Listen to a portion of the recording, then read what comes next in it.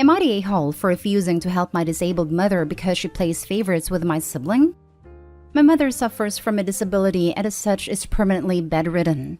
I'm the only person who lives with her in the family house. She has support workers who come by throughout the day to help with hygiene and showering. However, I help with absolutely everything else.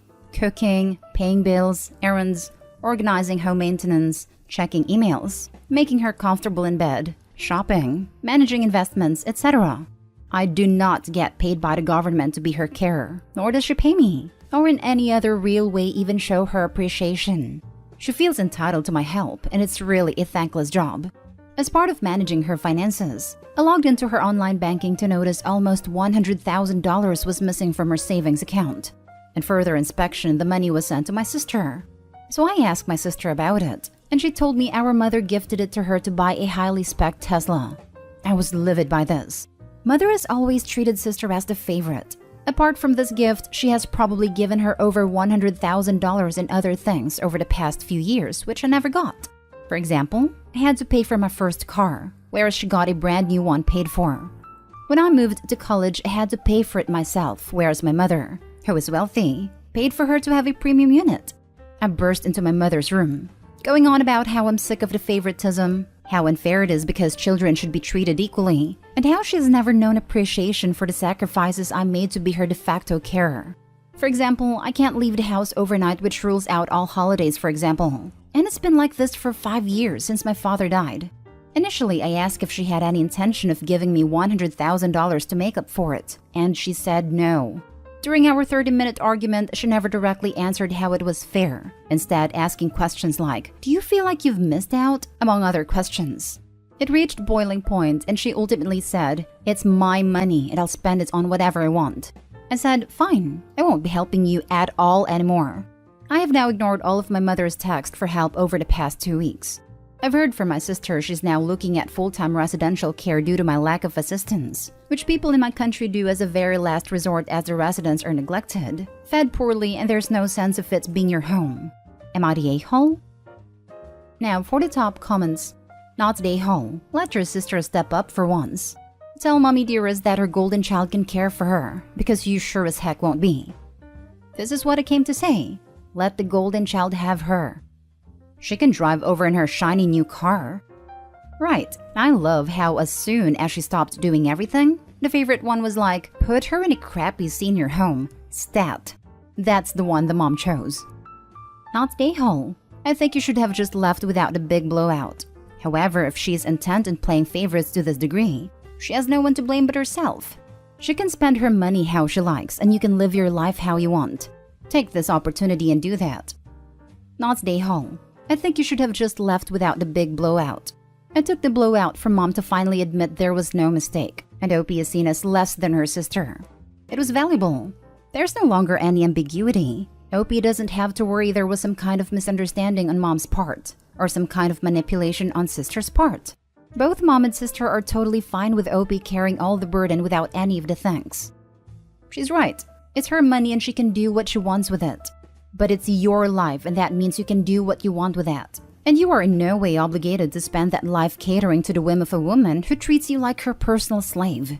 Let your sister sort this one. See how long the sister sticks around when she realizes all your mom's money is being spent on carers rather than your sister.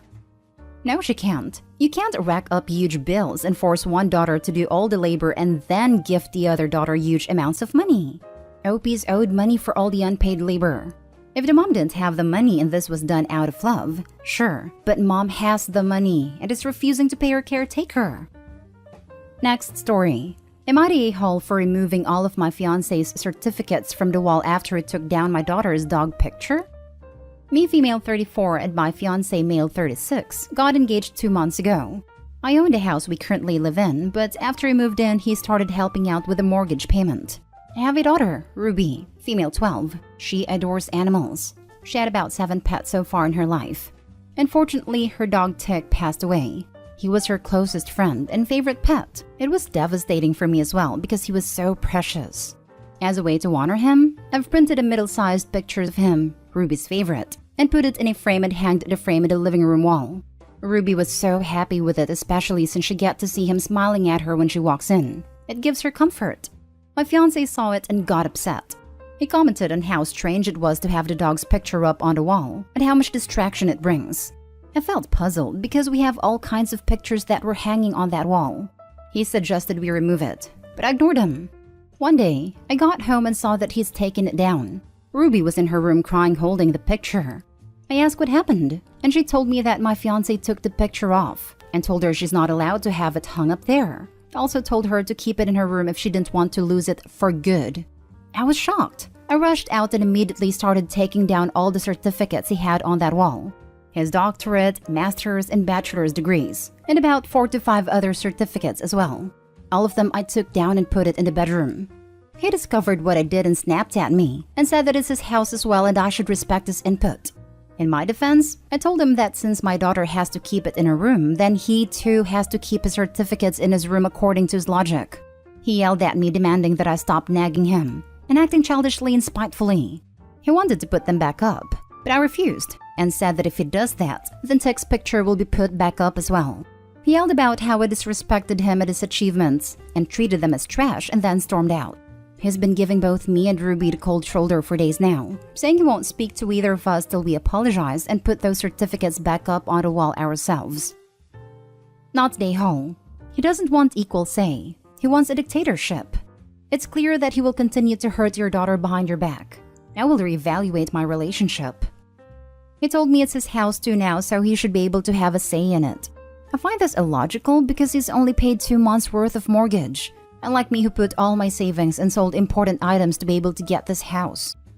He is trying to take over what you have achieved. You need to think hard about what life will look like for you and your daughter going forward is. This is only 2 months in.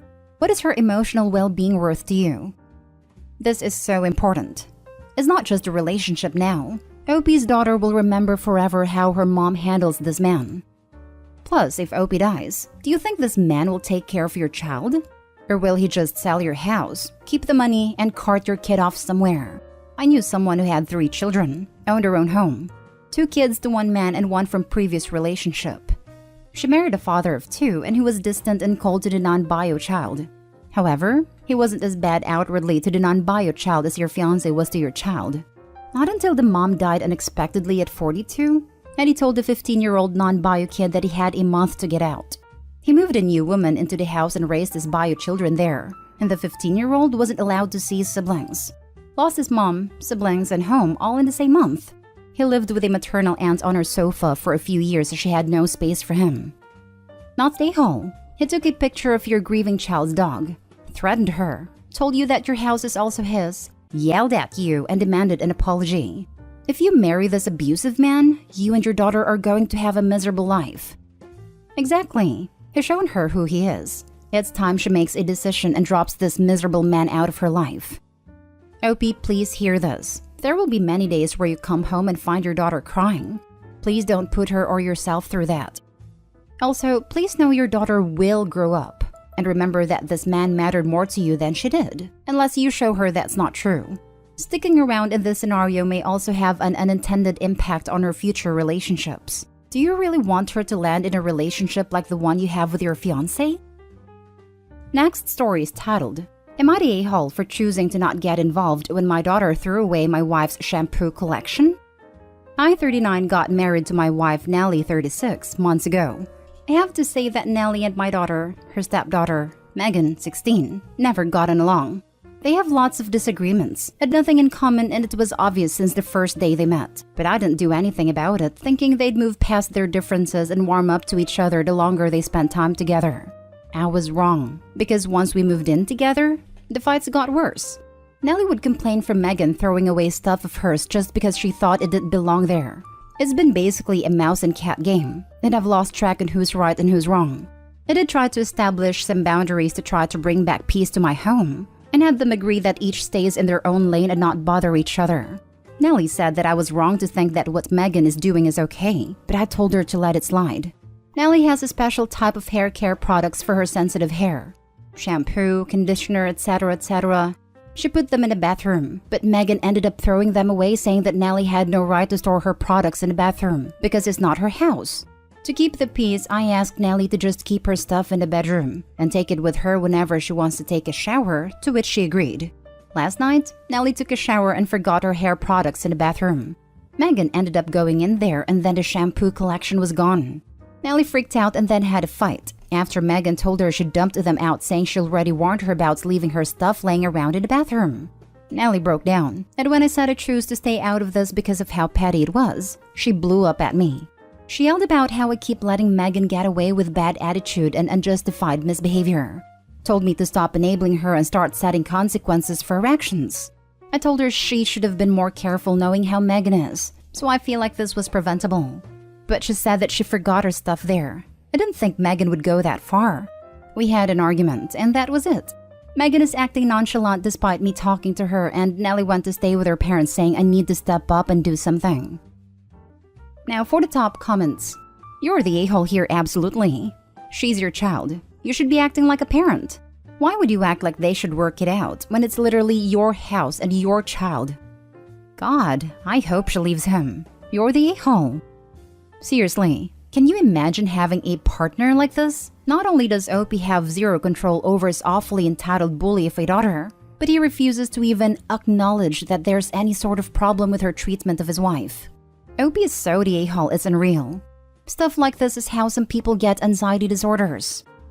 You're the a-hole. You need to grow some balls and step up. Your daughter is literally tormenting your wife and you're allowing it to happen. Your wife lives there. She should be allowed to keep her stuff in the bathroom. It isn't a hostel. It's her house. Fix this. You are in the wrong. Man up and fix this. A hostel is a good comparison. I immediately thought of college dorm days and having to carry stuff back and forth in a little bucket. Lol. You're the a-hole. Prepare to be a divorcee. Yep. Opie is definitely the a-hole. Just wow. You are enabling and allowing your child to dominate the situation, act out, and get away with bad behavior. You're not just staying out of it. You're running away from your actual responsibilities. You're the a-hole big time. And also, grow a pair and deal with the situation in an appropriate manner. Bad behavior should have appropriate consequences. Edited to add, you told your wife she should take her products out of the bathroom and keep it in her room? Like, what? Is this a public restroom? Now for the last story. Am I the a-hole for telling my brother and sister-in-law it's good they can't have children? I'm 37 male, my wife is 38 female. We have 2 kids, aged 17 and 4. Neither were planned, but we are happy we have them both. Our 17-year-old has cerebral palsy and is in a wheelchair. He can dress himself, he talks. A bit hard to understand at first, but you can understand him fine if you put a little effort into it. He does great in school and is a great kid. My brother and his wife can't have kids. They have been through a lot of IVF and other treatments, but it hasn't been successful. I know they are both devastated about it, especially my sister-in-law. We were all at my mother's house for dinner the other night, and brother and sister-in-law were telling us about their last unsuccessful round of IVF and said that this might be it, and they probably won't try again. We all said we are sorry about that and that it must be awful. Later that evening, my mom was asking my 17-year-old about his plans for the future, etc. How is school going? Does he have a girlfriend? Does he like any girls, etc.? Typical grandma stuff, lol. My sister-in-law then said, "Can he even date?" to me. My son didn't hear it, and I looked at her and just said, "What?" She then said, "Well, he'll be on your care forever. Do you really want him to bring a woman into that?" I asked her to stop, but my brother said she's just asking a question. At that point, everyone heard us talking. Sister-in-law then said to me and my wife, "I didn't mean to offend you. It's just that a slow child might be too much work on their own, without dating and stuff." I loudly replied, "Our son is not slow, and you are way out of line here." She then said to me, "Relax, please. Jeez, I thought you had more patience since you were raising a retarded child." I lost it and said, "You know what? It's a good thing you can't have children, because you would have been a terrible mother." She broke down crying. My brother called me an a-hole. The headline had me at first, but nope. Not an a-hole. You clearly wasn't in the wrong at all. Harsh? Absolutely. But wrong? Nope. Yeah, I was on the fence until she dropped the R-bomb.